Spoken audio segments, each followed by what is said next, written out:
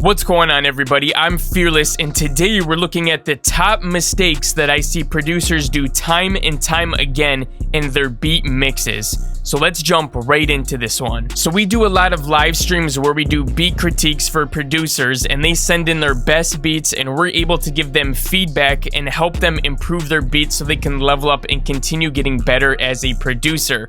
And there's a few core concepts that I see time and time get messed up, whether it's a beginner producer, an intermediate, or an advanced. These things happen all the time, so make sure you go through this whole video, because it would suck if you were doing one of these key mistakes and you didn't even know it. It's just going to be killing your potential. So let's jump into this list right now. Alright, so the first mixing mistake, and I probably see this one the most often, is the 808s will be out of scale.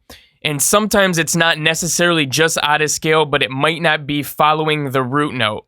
So there's a lot of ways that you can find the root notes of your bass line for the sample that you're using, or if you made the melody, it's even easier to find it. But Ableton even has built-in features that can help you find the bass line of any sample really quick if you don't know how to do it yourself. You can also just play your sample while you're making your 808 pattern at the same time, and if you've trained your ears well enough, you can hear if you're on the right note or if you're off. But a lot of producers, especially when they're starting out, don't have those perfectly trained ears yet, so they mistake this time and time again. Now, if you want to see in detail how you can go ahead and figure this out so you never make this mistake again, I'm going to link a video at the top of this video right now. Go ahead and watch that video after this one, and it's going to show you exactly how you can make sure that that never happens again. All right, the next big mistake, and this is a big one for all levels, is just mixing everything too loudly. I'm talking about clipping off everything in your beat. So let's take a quick look at what this would look like in our beat right here.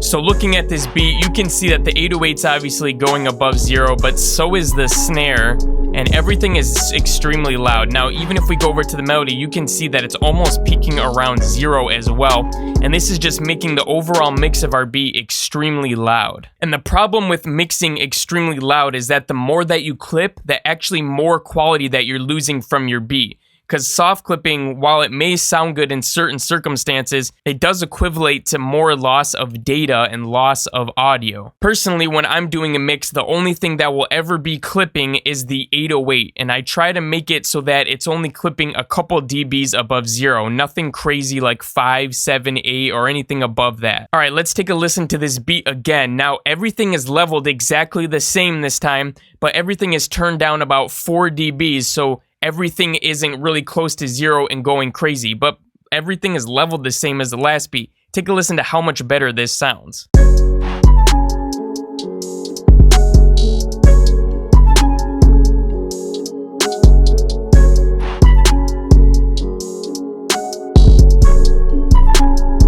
Alright, so the next thing is sample selection, and this might be one of the most important ones, because this will make or break a beat. Now, when I say sample selection, I'm talking about a variety of things. The first thing is making sure you have good sounds to start with, that you're using good quality drum kits, and you're not using some weird free ones or some ones that are beginner basic stuff that does not sound good. You gotta start with good sounds. That's the most important thing. Also, make sure that your kick and 808 pair really well together, and that you can hear your kick with the 808, and it's not making any weird distortion or any gritty noises that don't sound good. So pairing those up is very important. So is doing things like getting the right hi-hat or snare or clap samples that fit with the overall tone of your beat and go with your melody well. And a lot of this is going to come with training your ears as well, and it's going to take a lot of practice to come up with. But the best thing that you can do today to start is just make sure you have quality sounds to start with.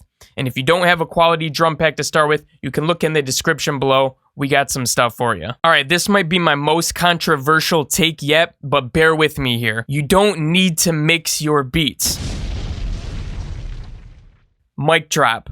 Yes, really, you don't need to mix your beats. The only thing you really need to be doing is cutting the lows out of your melodies. As long as you cut the lows out of your melodies so that it's not interfering with your 808, all you really need to do is pick out the right drum samples like we just talked about, and make sure that the levels are correct, and you're honestly good to go from there. You might notice a lot of your favorite producers, when they're cooking up on live streams, they make beats super fast and they barely do any little mixing or editing to their samples. They're like good to go right out of the box.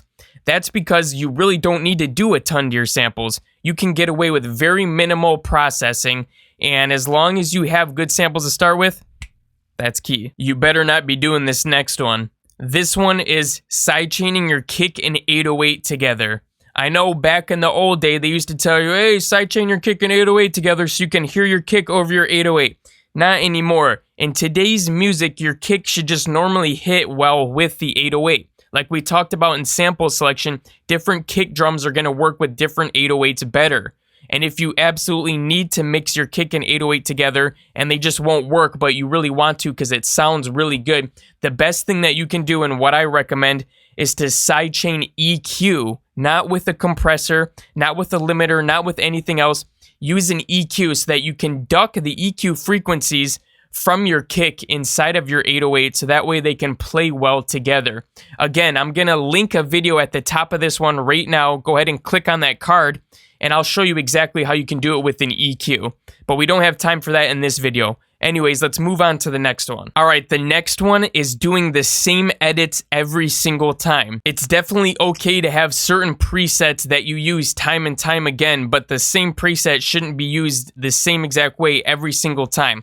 Let me explain. For example, there are reverb settings that I like to use on my drums, but I'm always going to make sure to play with the decay, the mix, and a certain other couple metrics to make sure that it fits with that sample perfectly. I'm not just going to slap the preset on there and move on. You got to make sure you dial it in just a little bit to make sure it works in that perfect scenario, because every single beat is unique and it's going to call for separate things that it needs to do. All right, guys, so those are the huge mistakes that I see producers make time and time again from all of our beat critiquing sessions. So I hope you guys at least got some value out of that one. Thank you so much for watching all the way to the end. We got a new channel now. We're going to be live streaming on a new channel that I created so we can keep everything over there. So if you guys haven't followed the new channel yet, make sure to subscribe to it. I'm going to leave it in the description below. Subscribe to that so you don't miss when we're going live, because we're not going live on this channel ever again. It's going to be all on that channel, all our live streaming content, like our beat critiques. We're going to be doing beat battles and all kinds of awesome stuff over there. So go ahead and follow it. The link for that is in the description below as well. And besides that, guys, enjoy the rest of your day, and I'll talk to y'all later. Peace.